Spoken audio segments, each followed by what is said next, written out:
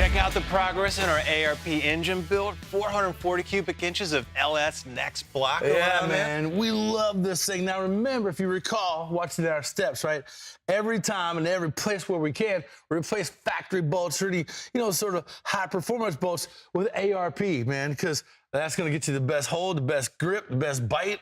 And another thing, you'll see Kev put some ARP, fastener lubricant. Now, when you're putting dissimilar metals together, it's always a wise idea to use anti-seize or some sort of fastener lubricant, right? Especially like stainless and aluminum. They like to weld to each other. So big time, if you take a bolt out, you're not pulling all the threads with it from, let's say, an aluminum head or something like that.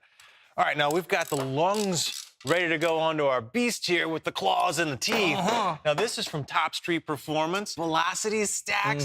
This is a sheet metal style constructed intake manifold from 6061 aluminum. Right, you can see it's all TIG welded, really nice, man. And what this guy is gonna do is give us some real big upper high RPM gains. So, upwards of 6,000, 7,000 RPM, these guys really start singing and talking to the motor. And again, man, all your rails for fuel injections, like we said, TIG welded. And check out this.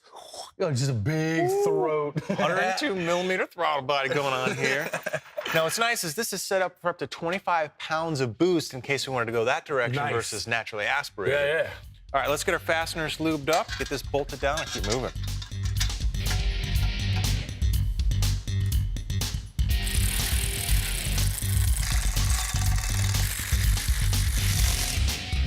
All right, so we're gonna get our throttle body from Top Street Performance bolted on here, and you can see we're pretty much ready to start going into fuel systems, ignition, dressing this thing out, and getting on a dyno. Can't wait. Yeah, so we're gonna finish this up, take a break, we'll see you guys back. This engine build is brought to you by ARP, Automotive Racing Products.